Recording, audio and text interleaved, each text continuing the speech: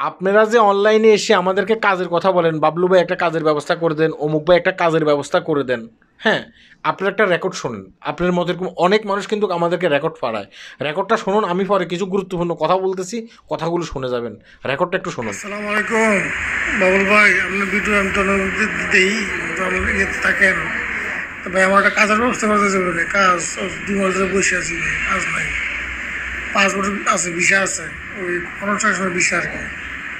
তো সিআইডিবি নেই, সিআইডিবির জন্য কাজ লাগতে পারতেছে না। আমি বছর কথা কইছি, বছর কয়েছি ফার্মেন্টেশন লাগাইবো, দ্বিতীয় সাবজেকশন লাগাইবো, এই সময় সিআইডিবি দিব, সিআইডিবি দিত না। অনেক কনস্ট্রাকশনের কাজ তো ইয়ে আছে, বেতন দেয় ঠিক মতন 3 মাস 4 মাস এসে বেতন দেয় না। রেস্টুরেন্টে বা দোকানে বা ক্লিনার এই ধরনের কোনো একটা কাজটা জোগাড় তখন যাবে নেবে আমার উপকার হইব। আমি তো থাকেন বিভিন্ন বছর ঠিকানা আছে, দেখেন তো একটু। বুঝতে পারছেন? এই লোকটার একটা কাজের খুবই দরকার। আমি জানি এই লোকটার মধ্যে অনেক মানুষ আছে, তাদের কিন্তু কাজের দরকার। তারা প্রতিনিয়ত আমাদেরকে রেকর্ড পাঠান, ভাই আমার কাজের দরকার, আমাকে একটা কাজের ব্যবস্থা করে দেন। এরকম একজন ব্যক্তি, সে কিছুদিন আগে আমাকে রিকোয়েস্ট করছে যে ভাই আমাকে একটা কাজের ব্যবস্থা করে দেন। তখন আমি তাকে বলছি যে আমি যদি কাজ পাই আমি আপনাকে জানাবো। পরবর্তীতে কয়েকদিন পরে আমি একটা কাজ পাইছি। একজন ব্যক্তি আমাকে ফোন করে বলছে যে ভাই আমার কনস্ট্রাকশন ডিপার্টে আপনার কিছু লোক লাগবে, আমি যেখানে কাজ করি সেখানে কিছু লোক লাগবে, আমাকে 3 থেকে 4 জন লোক দিতে পারবেন? তখন আমি তাকে বলছি যে লোক তো দেওয়া যাবে ভাই, কোনো সমস্যা নেই, কোনো টাকা পয়সা দাবি করতেছেন আপনি? বলছে না ভাই কোনো টাকা পয়সা লাগবে না। তখন আমি কি করছি, 3 জন লোক পাঠাইছি, 3 জন লোক কনস্ট্রাকশন ডিপার্টে আমি পাঠাইছি। আমি বলছি যে ভাই কোনো টাকা পয়সা লাগবে না, আপনারা ওখানে গিয়ে কাজ করতে পারবেন। উনি আমাকে এই কথাগুলো বলছিল। ওখানে পাঠাইছি, পাঠানোর পরে কী হয়েছে, ওই লোকটা এক জায়গায় এসে তাদেরকে রিসিভ করছে, 3 জনকে রিসিভ করে বলছে যে ভাই আপনাদের কি সিআইডিবি কার্ড আছে? ঠিক এই যে কিছুক্ষণ আগে রেকর্ডটা শুনছেন না, ওনার মতো বলছে না ভাই আমাদের কাছে তো সিআইডিবি কার্ড নেই। বললো ভাই সিআইডিবি কার্ড করতে হবে, আপনারা এখন কী করবেন, আপনারা এখন টাকা জমা দিতে হবে। সিআইডিবি কার্ড হলে পরবর্তীতে কাজ করতে পারবেন, 2 দিন পরে আপনারা আমার বাসায় থাকবেন। এই লোকগুলো কী করছে, তাকে 200 টাকা করে দিয়ে দিছে। 200 টাকা করে 3 জন ব্যক্তি 600 টাকা। চিন্তা করছেন? এই 600 টাকা লোক নিয়ে যে সে যে ফালাইছে, আজ পর্যন্ত তার ফোন কিন্তু ওপেন হয় নাই, মানে তার হোয়াটসঅ্যাপ নাম্বার ওপেন হয় নাই।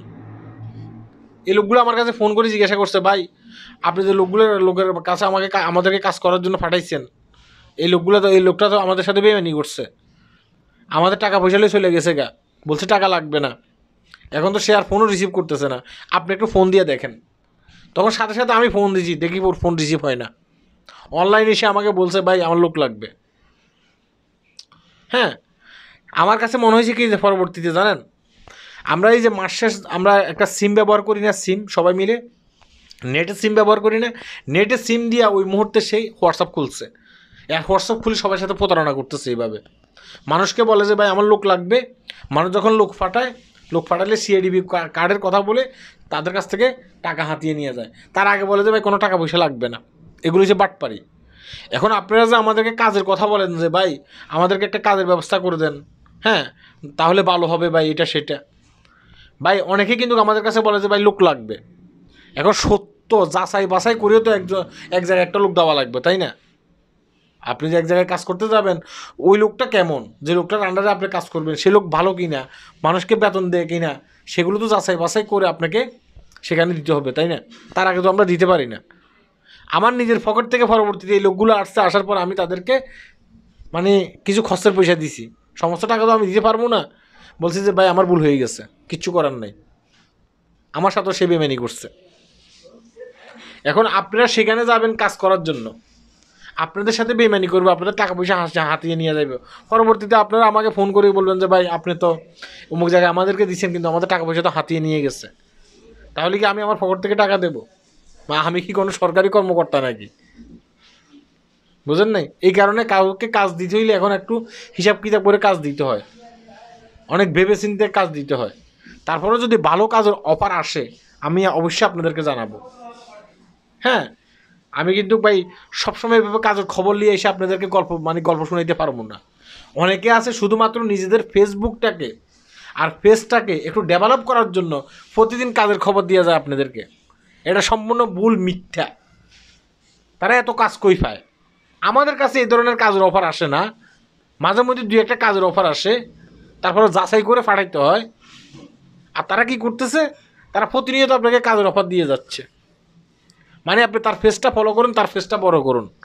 বাটপারি করার কিছু ইয়ে আছে। এমনি কিন্তু প্রবাসী ভাইয়েরা কাজ পাইতেছে না এখানে, তার ভিতরে এরা বাটপারি করতেছে ফেসকে বড় করার জন্য। আর এক ধরনের বাটপার আছে আপনার কাছ থেকে টাকা পয়সা হাতিয়ে নেওয়ার জন্য। এগুলো বন্ধ করুন ভাই। পরকালে আপনাকেও যেতে হবে, আমাকেও যেতে হবে। কথা কি বুঝতে পেরেছেন? ডেভেলপ হওয়া লাগবে না। আল্লাহ হাফিজ।